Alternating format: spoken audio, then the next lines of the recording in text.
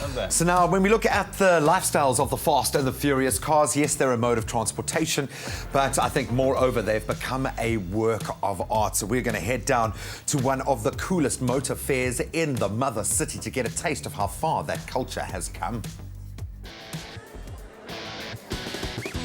The inaugural Cape Town Motor Show brought motoring aficionados together to indulge their passion for speed, power, luxury, and engineering in a stunning exhibition. It's been amazing. We've got huge support from the manufacturers, bike brands, and more importantly, the consumers in Cape Town that are hungry and excited to see a show of this caliber for the first time in the city of Cape Town. We want to revitalize and back and give coverage to everything that is Cape Town. For custom car restorers like Willie Nell, the show was an opportunity to share his passion with fellow petrol heads who appreciated his custom Chev Can-Am. This is a passion for me. From a young age, I started off with it. And then this car was launched in 1973, this similar one of 100. And I bought this in 1987 and been restoring it ever since. And it's a never-ending story. You got to go on and just do improvements.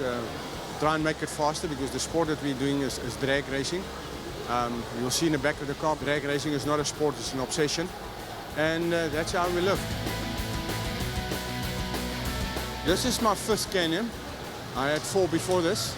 And I don't think I'll part with this one. This will go on into the will to my next of kin, and my grandson, he will most probably take it over one day if there's still petrol available at the time. A taxi owner handed his prize vehicle to Anis Khan and told him to be as creative as he wanted. So the Taxi Man Cave was born. I've basically done the front door pods with the custom installation, the speakers up front, the head unit.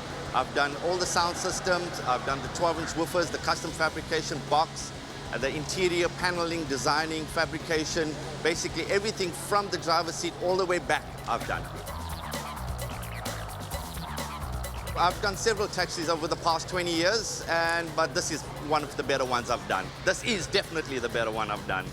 The emergence of a number of custom garages shows there's a future for vehicle custom culture, and Alex Stoos has a niche in motorcycles. It's been a bit overwhelming. It's been good because, you know, I just have a small shop in Montague Gardens where we just build to order. I build a bike for myself once a year, which I sell. And it's been great feedback for people to admire pieces of art, if you want to call it that, I've created. And a little bit overwhelming because, you know, you get locked up in a workshop for so long and then you create this. And for other people to admire what I've created, it's awesome. By combing the action of drifting with world-class events, Jim McFarlane is one of the biggest advocates and drivers of the fastest-growing motorsport in the country. We're judged by 3 judges when we compete. So you're normally judged on your style, your angle, and your speed, and also how close you get to clipping points. So yeah, you can see we've got some cones out here, and you really got to try and get as close to the cones as possible, the beautiful line that we want to see nice and wide. We want to see smoke, we want to see angle. Now combine that when a car is not even 30 centimeters from you, going sideways at 140 kilometers an hour. That's why it's become the fastest growing motorsport in the country, and why we get thousands of people coming to watch a drift event. We go through a lot of tires, especially when we're competing. Over here we're doing first gear stuff, but when we're competing I'll go through a full set of tires in 3 laps. From classic cars to sleek motorcycles and Hot Wheels one can only dream of, being surrounded with this kind of action and excitement is certain to get any enthusiast's engine revving.